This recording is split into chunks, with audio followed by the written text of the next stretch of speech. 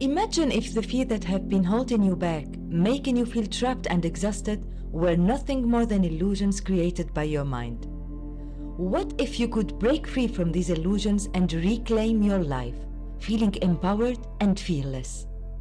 Today, we are going to explore how exposure therapy can help you face and overcome your fears, those shadows that have been haunting you for too long. We will learn how to gradually confront these fears, see through their illusions, and rewrite the stories you've been telling yourself. This journey is about transforming your relationship with fear and discovering the strength within you to live a life of freedom and confidence. In our previous videos, we talked about managing emotions and understanding how our beliefs shape our reality. We discussed the power of cognitive behavioral therapy and how changing our thoughts can change our lives. Now, we are going to dive deeper into how we can tackle our fears head-on with exposure therapy. This method is not just about facing fears, but about transforming them, changing the meaning we've attached to them, and ultimately rewriting our inner narratives. So let's embark on this journey together and learn how to reclaim our power from fear. Let's start by understanding how fear works. Imagine fear as a shadow cast by a small object under a bright light. The shadow looks huge and intimidating, but the object casting it is much smaller and less frightening. In our minds, fear often functions the same way. Many of the fears that paralyze us are in reality stories or illusions created by our minds. They feel incredibly real and powerful because they are shaped by our past experiences and the meanings we've assigned to those experiences. Our mind takes a small worry and, like that shadow, magnify it into something much larger and more intimidating. But why does our mind do this? It's not because it wants to scare us, it's actually trying to protect us. Our brain is wired to anticipate danger and keep us safe. Think of it as an overprotective guardian.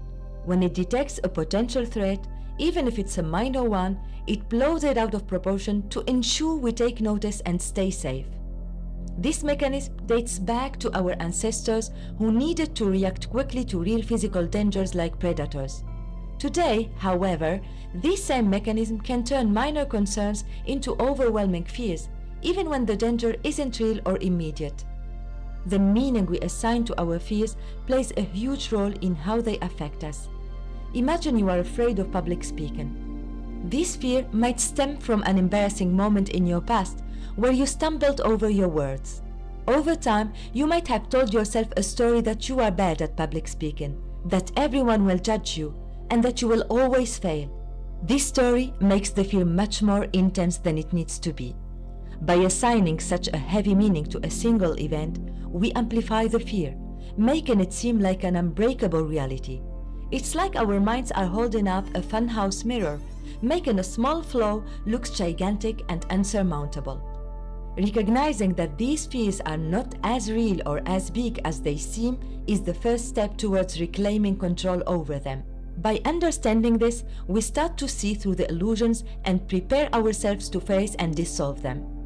To understand how exposure therapy helps dispel the illusions of fear, let's think of it as gradually peeling back the layers of a fear you've been carrying.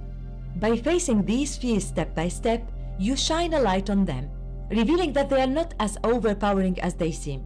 Let's explore how this process works. Number 1, identify your fear. Start by pinpointing specific fears that impact your life. These aren't just surface-level anxieties, but deeper fears like the fear of being abandoned. For instance, you might fear being abandoned because of a childhood experience where a parent or a caregiver frequently left you alone or didn't provide consistent emotional support. This past experience created a deep-rooted belief that you can't rely on others and that people you care about will leave you. Number 2, create a fear ladder to help you approach these fears gradually. Each rung on this ladder represents a step in facing your fear, from the least to the most intimidating. For example, if your fear is being unseen, your ladder might start with expressing a small personal opinion in a casual conversation, then progress to sharing a personal story with a trusted friend, followed by opening up about your needs in a larger group setting, like a family gathering. Number 3, gradual exposure. Begin at the lower rung of your ladder and gradually face your fears step by step. The idea is to take small, manageable actions that progressively expose you to your fear. Let's say your fear is being unheard. This might stem from a childhood where your opinions were often dismissed by family members. To address this, start by sharing a small, non-controversial opinion in a safe conversation with a friend. As you feel more comfortable, move to expressing your thoughts in a team meeting at work. Each step helps confront and reframe the belief that your voice doesn't matter, showing you that you can be heard and respected.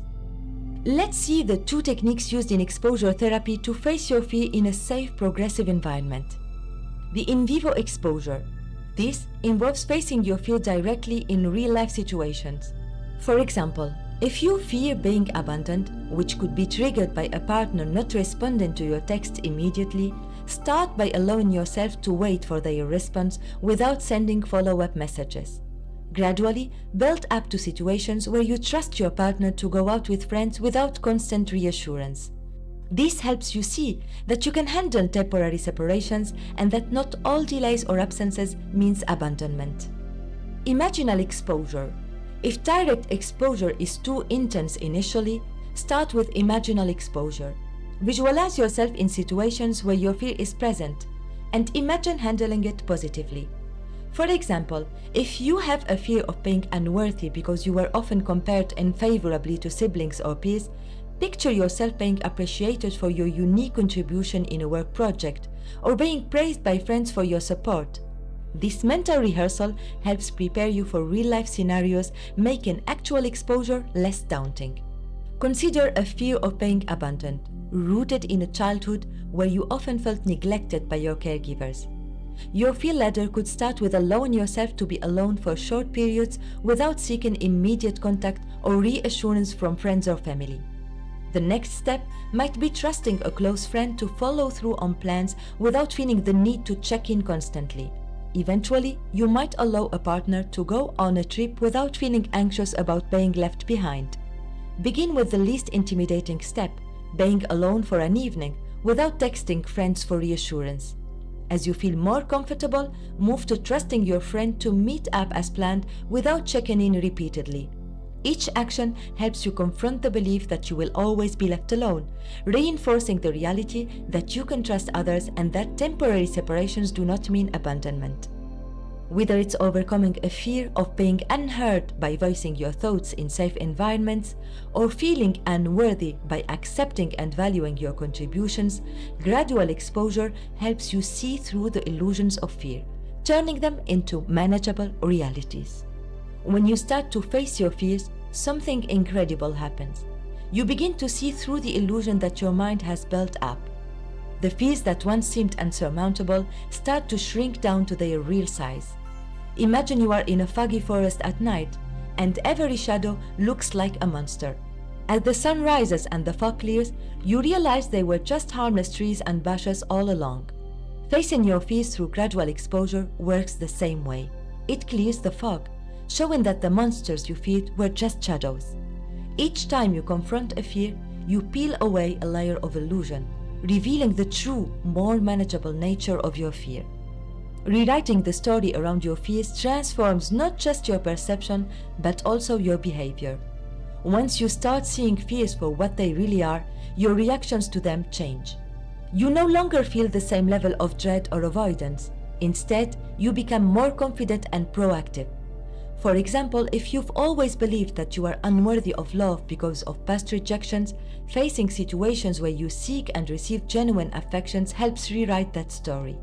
You start to see that you are lovable and that past rejections do not define your worth. This transformation alters how you engage with the world. You become more open, assertive, and resilient. Here are 4 examples of rewriting stories. Number 1, the fear of being abandoned. The story might be, for example, I am destined to be left behind because people always abandon me. Rewriting the story might consist on building trust gradually, realizing that not everyone will leave you. People can be dependable and relationships can be stable. Your past experiences do not dictate your future. How it happened. Someone who feared being abandoned started by allowing themselves to be alone without seeking constant contact. Over time, they trusted close friends and partners without needing reassurance. They learned that being alone didn't mean abandonment and that others could be reliable. Number 2, fear of being unseen. The original story can be, for instance, no one notices me because I'm not interesting or valuable. Rewriting the story. By expressing my thoughts and feelings, I have found that people do see and value me. My presence and contributions are meaningful. How it happened? A person who felt unseen began by sharing small opinions in safe conversations, then moved to expressing personal stories and feelings in trusted groups. They discovered that their voice mattered and that their experiences were appreciated. Number 3, fear of being unworthy. Original story, I'm not good enough and I don't deserve success or happiness. Rewritten story, through acknowledging my achievements and accepting positive feedback, I've realized that I am worthy of success and happiness. My worth is not dependent on external validation. How it happened? Someone with the fear of being unworthy started by accepting compliments without deflecting them. They then sought constructive feedback on their work and shared personal achievements with pride. They learned to value their own contributions and recognize their inherent worth. Number 4, fear of being unheard. Original story. My opinions don't matter because no one listens to me. Rewritten story. By asserting myself and sharing my thoughts in various settings, I found that my opinions are valued and respected. I have a voice that people listen to. How it happened? A person who felt unheard began by expressing their opinions in casual conversations. Gradually, they started contributing to discussions in professional settings and noticed that their input was respected and valued. This helped them feel more confident and assured in voicing their thoughts. When you face your fears, you start to see through the illusions they create. What once seemed like terrifying monsters in the fog become manageable realities in the light. This process allows you to rewrite the stories your mind has been telling you about your fears. By rewriting these stories, you not only change how you perceive your fears, but also how you engage with the world, making you more confident, resilient, and connected. Each time you challenge a fear, you update your narrative, turning fear from a paralyzing illusion into a manageable challenge. When you start to see through the illusion of your fears, something powerful happens. They begin to lose their grip on you. Exposure therapy works by gradually confronting these fears, which teaches your brain that the things you are afraid of aren't as dangerous or overwhelming as you once believed. Imagine your fear as a dark cloud that seems to cover the entire sky. Each time you face it, the cloud starts to break apart, letting in more light and revealing the clear sky behind it.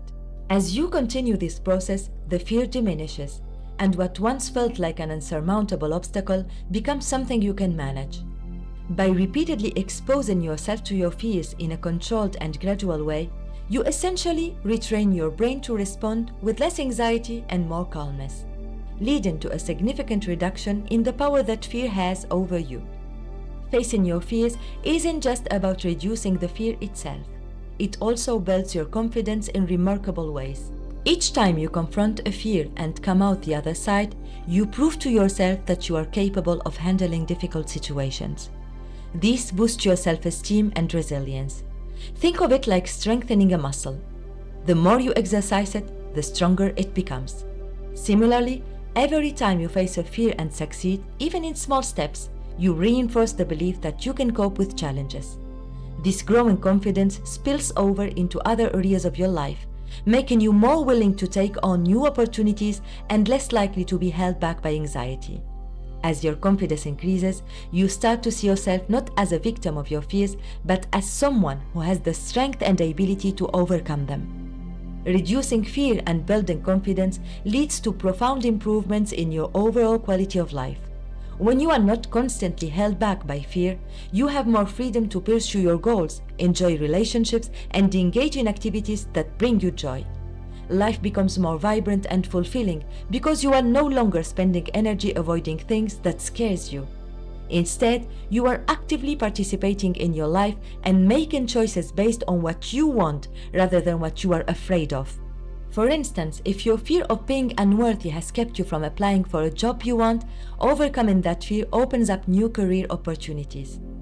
Or, if fear of abandonment has held you back from forming close relationships, addressing that fear allows you to build deeper, more meaningful connections. Overall, by reducing fear, you reclaim your power and open up a world of possibilities that enhance your well-being and satisfaction. Ultimately, by reducing fear and building confidence, you significantly improve your quality of life. You are no longer held back by anxiety and avoidance, but are free to pursue your goals, enjoy relationships, and engage in fulfilling activities. Life becomes richer and more satisfying because you are living it on your turn, not on fears. Let's be honest, facing your fears isn't easy. It's perfectly natural to feel resistance at the beginning. Think about the first time you dipped your toes into cold water. Your instinct might be to pull back because it's uncomfortable. Similarly, the idea of confronting deep-seated fears can feel daunting and even overwhelming. This resistance is a normal part of the process. It's your mind's way of trying to protect you from perceived danger. Understanding that initial resistance is a common reaction can help you approach the process with compassion and patience. Remember, it's okay to feel hesitant. What's important is taking the first step, no matter how small. Here are practical tips to overcome challenges during the process. Number 1, start small. One of the most effective ways to overcome resistance is to start small. Think of it like climbing a mountain. You don't start by scaling the peak. You begin with the base, taking one step at a time. When facing your fears, choose the smallest, least intimidating step. For instance, if your fear is about being unheard, don't start with a public speech. Begin by expressing a simple opinion in a safe, supportive setting. Gradually, build up from there. Each small victory makes the next step a bit easier and more manageable. Stay mindful. Mindfulness is a powerful tool in the journey. By staying mindful, you observe your thoughts and feelings without judgment. It's like being a curious scientist studying your own reactions. When you feel fear rising, take a moment to notice where it manifests in your body. Is it a tightness in your chest or a fluttering in your stomach? Acknowledge these sensations and breathe through them. This practice helps you stay grounded and reduces the intensity of fear responses, making it easier to face and move through them. Let's move to the 4 most common challenges and how to handle them. First challenge, fear feels overwhelming. It is common to feel overwhelmed when facing your fears. This sensation might make you want to avoid the fear altogether. To handle this, break down the fear into even smaller, more manageable parts. For example, if you fear being abandoned, instead of focusing on deep, intimate relationships right away, start with trusting someone to keep a minor promise, like meeting for a coffee. Each small step helps reduce the overwhelming nature of the fear. Second challenge, feeling stuck or making slow progress. Sometimes progress can feel slow and you might feel stuck. It is essential to be patient with yourself and recognize that even small steps are significant. Celebrate every small victory, no matter how minor it seems. If you feel stuck, it might help to revisit your fear ladder and ensure each step is as small and manageable as possible. Consider talking it through with a supportive friend or therapist for new perspectives. Third challenge, negative self-talk. Negative self-talk can be a significant obstacle. You might hear a voice in your head saying things like, "I can't do this," or "I will never overcome this fear." Combat this by consciously replacing negative thoughts with positive affirmations. Remind yourself of the progress you've made and the courage it takes to face your fears. Positive self-talk reinforces your ability to cope and succeed. Fourth challenge, avoiding the fear. The tendency to avoid facing fears can be strong, especially if previous attempts have been uncomfortable. Acknowledge this avoidance and gently remind yourself why you are doing this, to reclaim your life from fear's grip.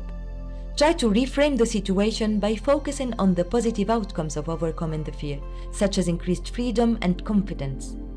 Each step, no matter how small, helps you see through the illusion of fear, making it more manageable and less intimidating. Remember, it's about progress, not perfection. Every small victory brings you closer to a life where fear no longer holds you back. Everything is a choice away. Facing your fear isn't about ignoring your emotions, but using them as guides to understand deeper beliefs and triggers. Each time you confront a fear, you rewrite the story around it, building your emotional intelligence. This isn't just about techniques, it's about connecting with your strength and realizing you have the power to change your reality. As we've explored today, seeing through your fears reduces their power, builds confidence, and improves your quality of life. You are not alone in this journey. Your presence here shows you have the courage to face your fears. Remember, life is precious.